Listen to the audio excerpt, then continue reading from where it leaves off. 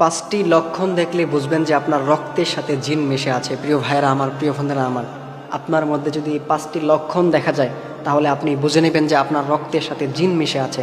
তার মধ্যে number one যে বিষয়টা সেটা হচ্ছে, যদি আপনি দেখেন যে আপনার যেই পশমের গোড়ায় গোড়ায় দেখা যায় যে পিপিলিকার মতো কী যেন হাঁটতেছে, মানে আপনার পশমের গোড়াগুলো ব্যথা করতেছে, পিপিলিকার মতো কী যেন একটা হাঁটতেছে, আপনি এরকম একটা অনুভব করেন, যদি আপনি এটা দেখতে পারেন তাহলে বুঝবেন যে আপনার রক্তের সাথে জিন মিশে আছে। এরপর নাম্বার টু যে বিষয়টা সেটা হচ্ছে, যদি দেখেন যে আপনার রক্ত কমে যাচ্ছে, অর্থাৎ আপনার খাবার দাবার এভরিথিং ঠিক আছে, আপনি সব কিছু ঠিকঠাক মতোই করতেছেন, বাট আপনার রক্ত কমে যাচ্ছে, শরীরের রক্ত দিন দিন কমে যাচ্ছে, আপনি শুকিয়ে যাচ্ছেন, এটার কোনো রিজন নাই, আপনি ডক্টরের কাছে যাচ্ছেন, আপনার এটা কী জন্যে হচ্ছে কোনো সমস্যা ধরতে পারতেছে না, এটার মানে কোনো সমস্যায় বের করতে পারতেছে না, যদি এরকমটা হয় তাহলে বুঝবেন যে আপনার রক্তের সাথে জিন মিশে আছে। এটা হচ্ছে নাম্বার টু। এরপর নাম্বার থ্রি যেটা সেটা হচ্ছে, যদি আপনি দেখেন যে আপনার স্মৃতিশক্তি আস্তে আস্তে কমে যাচ্ছে, অর্থাৎ আপনি কোনো কিছু মনে রাখতে পারতেছেন না, আগে আপনার মেধাটা তো ভালো ছিল কিন্তু আপনি এটা মানে এখন আর কোনো কিছু মনে থাকে না, সকালে বললে দুপুরে ভুলে যান, বিকালে বললে আবার এটা সন্ধ্যার সময় ভুলে যান, এরকম হয়,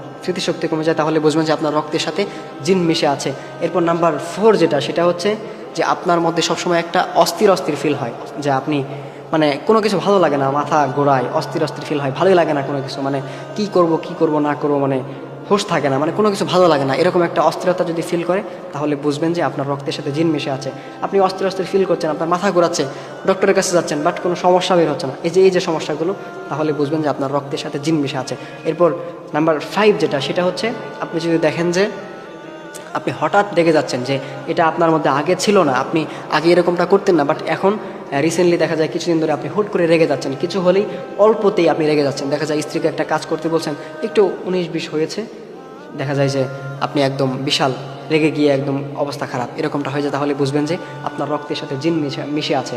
কারোর মধ্যে যদি এই পাঁচটি লক্ষণ দেখা যায় তাহলে বুঝে নেবেন যে তার রক্তের সাথে জিন মিশে আছে। আবার অনেকেই আছেন যে জিন বলতে যে কিছু একটা আছে এটা অনেকে বিশ্বাস করতে চান না। প্রিয় ভাইরা আমার, মানুষের নামে যেমন একটা আল্লাহ তাআলা একটা সূরা দিয়েছেন, জিনদের নামে কিন্তু আল্লাহ তাআলা তেমন একটা সূরা দিয়েছেন, সূরা জিন। এজন্য প্রিয় ভাইরা আমার, অবশ্যই এটা বিশ্বাস করতে হবে যে জিন বলতে কিছু একটা আছে, আর না হয় কিন্তু আপনাদের ঈমান থাকবে না, ঈমান নষ্ট হয়ে যাবে, এটা মাথায় রাখতে হবে। আল্লাহ তাআলা মানুষ এবং জিনদেরকে তৈরি করেছেন আল্লাহ তাআলার ইবাদত করার জন্য, এই জন্যে অবশ্যই জিন বলতে কিছু একটা আছে এটা আপনাকে বিশ্বাস করতে হবে, আর না হয় কিন্তু আপনাদের ঈমান নষ্ট হয়ে যাবে, এটা মাথায় রাখতে হবে।